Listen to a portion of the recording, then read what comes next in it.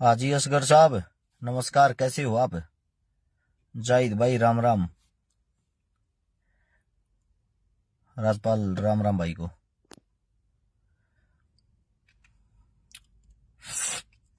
आप सभी साथियों को रस शिकारा की तरफ से हाथ जोड़कर राम राम। एक बारी भाई, जो भी साथी लाइव को देख पा रहा है या बाद में देखे, उन सभी साथियों से मेरी एक गुजारिश रहेगी, एक विनती रहेगी, इस वीडियो को पूरा जरूर सुनना और सुनने के साथ साथ इस वीडियो को शेयर जरूर करना। आप सभी साथियों से गुजारिश है। हम करते हैं अपने काम की बात, और आप लोगों का काम, अगर आपको लगता है विचार अच्छे हैं, बात अच्छी है, बात अच्छी रखी, तो बाद में इसको शेयर करने की जरूर कोशिश करना। देखो भाई, सभी साथियों को पता है अपना जो हिंदुस्तान है, हिंदुस्तान के अंदर इस वक्त आम आदमी जो होता है, गरीब आदमी जो होता है, उधर रोजगार का, कमाण का, खान का कोई साधन नहीं है। सभी को पता है इस बात का। और जब कोई साधन नहीं है, वो साधन ना होने के कारण जो आम घरों के बच्चे हैं, उनने एक बात सोची, वे किसी न किसी पर ब्याज पर रुपये ठाके या अपनी जमीन, अपना घर गिरवी टेक के 40-50 लाख रुपये इकट्ठे करके, और जो अपने अमेरिका जाया करें, डोंकी मार के कहा करे, जिन्हें डोंकी मार के जंगला के रास्ते तक, पुनामा के जो जंगलों हैं, जो खतरनाक एरिया होया करे, उड़े के कमाने के लिए दूसरे मुल्क में पहुंच गए, अमेरिका में। अमेरिका में क्यों पहुंच गए? क्योंकि उनकी मजबूरी थी, हिंदुस्तान के अंदर रोजगार रहा नहीं। अब रोजगार नहीं है, आदमी हाथ पा हाथ धर कर भूखा तो बैठेगा नहीं, कुछ न कुछ करना तो जाएगा। वे अमेरिका पहुंच गए। मारे वाले जो बच्चे हैं वहां जाकर, चाहे वो कुछ भी करते हो, दिहाड़ी मजदूरी, ड्राइवरी, वे अपना पेट पाल रहे थे, अपने घर परिवार का पेट पाल रहे थे। साथ में जो पैसा वो लेकर जा रहे हैं, 40-50 लाख का कर्जा करके जा रहे हैं, वे उन चीजों को अपना उड़ा जाकर तारण लाग रहे थे। हिंदुस्तान के जो हमारे प्रधानमंत्री साहब हैं, नरेंद्र मोदी जी, मोदी साहब के दोस्त है डोनाल्ड ट्रंप, अमेरिका के राष्ट्रपति। मोदी साहब ने ट्रंप को सपोर्ट कराया कि भाई ट्रंप को राष्ट्रपति बनाओ। स्पेशली पहला जो चुनाव था, उस चुनाव में गुजरात के अंदर जब ये एक भयंकर बीमारी का नाम दे रखा था, कोविड, उस टाइम पर ट्रंप का प्रोग्राम करवाया था, उसकी परवाह ना करते हुए। क्योंकि वहां सबसे ज्यादा जो आदमी रहे वे रहे हैं गुजराती बाबू, और फिर रहते हैं अपने पंजाब हरियाणा के, तो गुजरात के ज्यादा रहे हैं, तो गुजरात में प्रोग्राम करा दिया। सेम अब की बार मोदी साहब उनको सपोर्ट करने के लिए गए और उनके बारे में बोला कि भाई इनको सपोर्ट करो। अब बात यह आती है, सपोर्ट किसको कराया जाया करे? जिसके साथ संबंध अच्छे हो, मित्रता अच्छी हो, उसने तो सपोर्ट करते होंगे। ट्रंप राष्ट्रपति बन गया अमेरिका का, उसने बनते ही अपनी मित्रता के दिखाई हिंदुस्तान के साथ। हिंदुस्तान के साथ उसने ये मित्रता दिखाई है, वहां तक जो हमारे बच्चे हैं उनके जहाज भर के, और उन जहाजा के अंदर जिनको कहा जाता प्रवासी भारतीय, प्रवासी जो आदमी थे, उनके हाथा में हथकड़ी लाके, उनके पाया में हथकड़ी लाके, और उनको हिंदुस्तान के पंजाब की जो सरजमी, उसके अंदर अमृतसर एक जहाज तार दिया। यानी कि जो आदमी यहां से वहां काम करने के लिए गया था, उस आदमी को बेइज्जत करके, उसके हाथ में पैर में हथकड़ी बांध के, और उसको अमृतसर तार दिया। इसके बाद नंबर आती है हमारी हिंदुस्तान की इस खूबसूरत सुंदर मीडिया की। मीडिया कल से क्या दिखा रही है? उनको पता था यह मुद्दा बड़ा बन सकता है, उनको पता था इस चीज पर उंगलियां उठ सकती सरकार पर, क्या करे जा। मोदी साहब गए हैं कल कुंभ नहाने, संपूर्ण मीडिया ये दिखाने लग रही है भारत देश के प्रधानमंत्री ने कुंभ में लगाई डुबकी। अच्छी बात है, हम भी गए कुंभ, हम भी नहाए हैं, इस चीज में कोई बुराई नहीं। लेकिन मैं मीडिया से एक बात पूछना चाहता हूं क्या जो भारतीय बेरोजगार बच्चे वहां से बेइज्जत करके इस देश के अंदर उतारे, क्या ये हिंदुस्तान की नाक का सवाल नहीं है? क्या यही मित्रता है भारत की और अमेरिका की? आप लोगों को बता देता हूं, अगर यही बात आप बीजेपी वाले कार्यकर्ताओं से करेंगे तो उनका कहना है कि भाई हर एक देश में तारे के हिंदुस्तान का अकेले का तारे आजाद। सही बात, सहमत है, लेकिन कुछ आंखें खोल के सोचना और देखना भी चाहिए। कोलंबिया का जो राष्ट्रपति है, जब उनके देश के अंदर अमेरिका का जहाज उतरने के लिए आया, उसने जहाज को नहीं उतरने दिया, मना कर दिया, वापिस लेके जाओ, ये हमारी जनता है, ये हमारे देश की शान है, इनको हम अपने जहाज में इज्जत के साथ लेकर आएंगे, ऐसे बेलों से बंधे हुए नहीं। वो जहाज वापिस अमेरिका जाता है, कोलंबिया का खुद का जहाज अमेरिका पहुंचता है, और उन्हीं बच्चों को सम्मान के साथ वहां का राष्ट्रपति अपने देश में लेके आता है। ये होते हैं नेता, और ये होती है नेतागिरी। अगर कोई ये सोचता हो ये पंजाब के बच्चों का अपमान है या हरियाणा के बच्चों का अपमान है, आप सभी साथियों को बता देता हूं, ये हिंदुस्तान का अपमान है। आप यहां पर हरियाणा, पंजाब, गुजरात, राजस्थान कर सकते हो, लेकिन जब देश से बाहर दूसरे मुल्क में जाते हो तो वहां आप सिर्फ भारतीय हो, सिर्फ हिंदुस्तानी नागरिक। और मैं सारी आवाम, जो जनता, जो मीडिया, उनसे पूछना चाहता हूं, क्या आप लोग आज भी गुलाम हो? आप लोगों के जो बच्चे, उनका अपमान किया जाता है, उनको भेजा जाता है। आप लोगों को एक बात और बता देता हूं, जो खुश हो जाए हैं कि भाई देश में बदलाव आ गया, देश में बदलाव आएगा, सबसे पहले सबसे ज्यादा भारतीय प्रधानमंत्री कहां के हैं? गुजरात के। सबसे ज्यादा अमेरिका से किनको भेजा गया? गुजरातियों को। उसके बाद भेजा गया पंजाब व हरियाणा वालों को।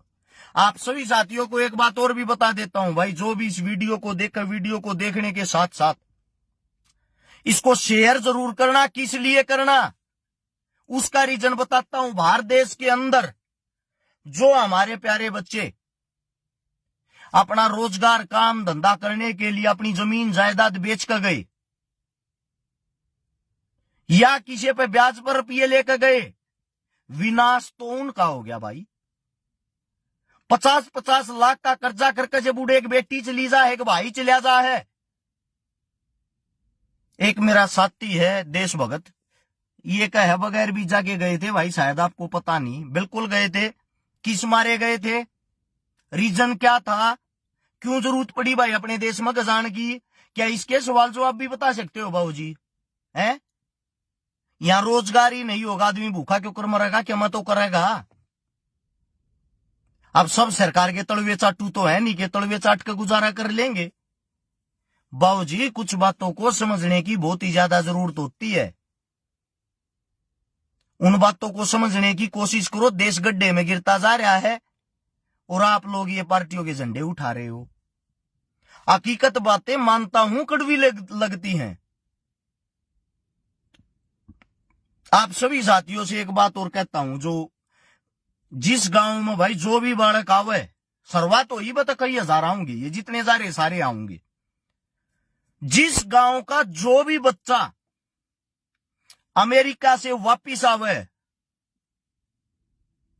भाई, सबसे पहले तो गांव इकट्ठा होकर या गवांड इकट्ठा होकर उस बालक का सहारा लाना रहे, क्योंकि वो कितन कितन थारा ये बच्चा, थारा ये बेटा, थारा ये बालक। एक बात का आग्रह न्यू का आग्रह गाम राम होया करे। आज करया हो चाहे बूंद करया हो, उसने गाम उठ्या करे। और तुम आप सभी साथियों से यही कहना चाहता हूं, जो भी बच्चा किसी भी गांव का अपनी सरजमीन पर, अपने गांव में उल्टा पहुंचे ना, जिस टाइम उल्टा पहुंचने के बाद उस बच्चे का एक तो हौसला डाउन मत होने दियो। एक जो भी उस पर कर्जा हो, मैंने ना कहता भाई उसने करोड़पति बना दियो, लेकिन जो 50-40 लाख रुपये लाख अगला उड़ जा रहा था, कम से कम वो कर्जा जितना भी रह रहा हो जिस भाई पर, वो जरूर तरवाइयो भाई, ताकि वे आदमी आड़ा का फांसी गोली ना खावे, उनका मोरल डाउन ना हो। यो हिंदुस्तान हाड़ को मरता होगा ना, मरता होगा, मरने वाले को और मारा जाएगा। और दूसरी बात, अगर कोई आदमी कामयाब हो गया, आगे बढ़े उसकी टांग खींचेंगे। जब वो तरक्की कर जाएगा ना, शिखर में पहुंच जाएगा, फिर उसकी जी हजूरी करेंगे। ये चीजें हमारे देश के अंदर खूनमय हैं। गुलाम नहीं होते हम अंग्रेजा के।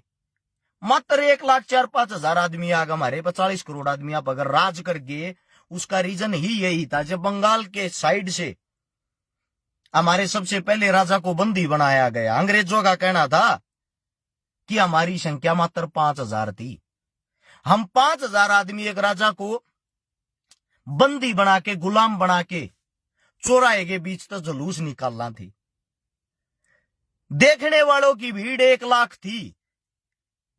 अगर एक हिंदुस्तानी हमारे ऊपर उठा के एक पत्थर फेंक देता, एक पत्थर फेंक देता ना, भले हम 5,000 आदमियों में से शायद एक भी जिंदा नहीं होता, और वो राजा आजाद होता, और हम कभी गुलामी करने की, यहां पे गुलाम करने की देश को सोचते तक नहीं। लेकिन यहां लड़ना है लोगों को, हिंदू मुसलमान जाट ब्राह्मण वाल्मीकि, इन बातों का बाहर लकड़ने की फुर्सत नहीं किसी ने। अपनी डपली अपना राग, बाढ़ में जाए देश, बाढ़ में जाए देश के नागरिक।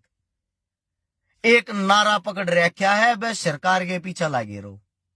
आप सभी साथियों को बता देता हूं, आपके घर में चूल्हा जलेगा, रोटी बनाओगे, थारे बाप के होटल में खाओगे, तो थारा बाप जो कमा कर मजदूरी करके लाओगा, उससे थारा घर चलेगा। अगर अपने दम पर खान जोगे हो रहे हो, जो दिहाड़ी मजदूरी चोरी डकैती तम करके लाओगे, उससे थारा पेट भरेगा। कोई नेता कोई मंत्री किसी के घर में ना तो बोरी गिरना था, ना रुपये देना था। कुछ चंद प्रतिशत आदमी होते हैं, 100 में से 1%, जो जी हजूरी और चापलूसी करके अपना घर चला रहे हैं। अगर उससे लाइन में लागना है तो भाई देश का विनाश थारे सामने है। जो ये भारत ऐसे बंदी बना के लाए गए हैं, क्या उनको इज्जत नहीं है? क्या उनका कोई मान सम्मान नहीं है? क्या वे बेटे कोई बलात्कार जैसा अपराध करके आए हैं या मर्डर करके आए हैं? सोचने की बात है।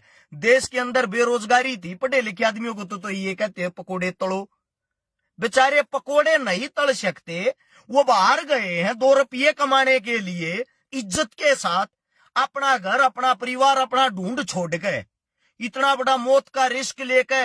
अरे कहन आसानी बात, उपनामा के जंगला में गए, जब छोटे छोटे बड़का ने वीडियो देखा रो, 4-4 महीने के बड़का ने एक लेडी छाती का लाक है, और उस जंगला में गले कड़ा है, जब उन पार करे है 100 बीमारियां तब बच्चा है, और उड़ जाकर अगर वह बेचारी अपने 2 रुपये कमा ले है, वो बेचारा 2 रुपये कमा ले है, हमारे लिए तो खुशी की बात है ना। हमारे भारतीय कहीं दूसरे देश में जाकर भी कमा कर तक हारे हैं।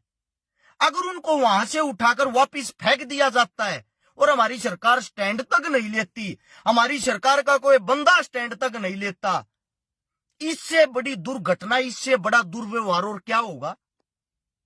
मानता हूं आप लोग चमचे हो, लेकिन उन चमचों से एक बातें पूछना चाहता हूं, उनसे एक बातें पूछना चाहता हूं। आपका बाप आपकी मां उसी जहाज के अंदर हथकड़ी पैर के बैठी होती तो आपके दिल दिमाग में क्या बीतती? आपके घर का आपका काका आपका ताऊ कोई बाहर पढ़ने गया होगा, आपके परिवार का पढ़ने गया होगा, रहने गया होगा, बिजनेस करने गया होगा, क्या उस परिवार को नींद आती है? वास्तविकता बताना। न्यू कहा करे बुराई जब दिखा करे जब अपने ऊपर पड़ जा। और आप सभी साथियों को बता देता हूं, हम सरकारों को इसीलिए चुनते, नेता मंत्रियों को इसीलिए चुनते हैं कि हमारे लिए वो कोई बड़ा फैसला ले, कोई बड़ा कानून बनावे। और मैं सरकार से भी एक विनती करता हूं, एक अपील करता हूं। विनती और अपील इसलिए कर रहा हूं, किसी पद पर नहीं हूं। दुख है मुझे, अगर मैं चुनाव जीत जाता, मैं किसी पद पर होता, फिर मैं विनती नहीं करता, फिर मैं अपने तरीके से काम करके दिखाता। फिलहाल मैं एक अपील ही कर सकता हूं, विनती कर सकता हूं, और वो विनती मेरी ये है, बाहर देश से जितने भी हमारे हिंदुस्तान के नागरिक आए, हिंदुस्तानी नागरिक आए, एक तो उनको सम्मान के साथ, इज्जत के साथ वापिस लाया जाए, और वापिस लाने के साथ साथ सरकार को उनके लिए कोई ना कोई ऐसा कार्य जरूर किया जाए जिसके कारण वे यहां आकर ज्यादा कर्ज में बेचारे ना चले जा। जिनकी घर धरती जमीन गिरवी टकरी है, उनका या दो टूक का कैसे न कैसे खाना हो जाए, या उस परिवार को कोई न कोई सहारा हो जाए।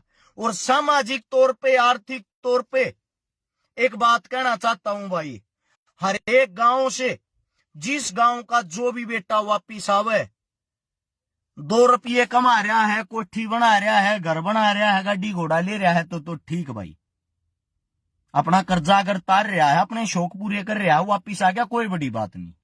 अगर कोई भाई नया नया गया जिन्हें 2-4 महीने हुए हो, साल होया हो, उस पर कर्जा पाओगा, उससे अलग कुछ नहीं पाओगा। कहने का तात्पर्य ये, जिसका जुगाड़ नहीं है उस भाई को, उस बहन का सारा जरूर लाइयो रहे।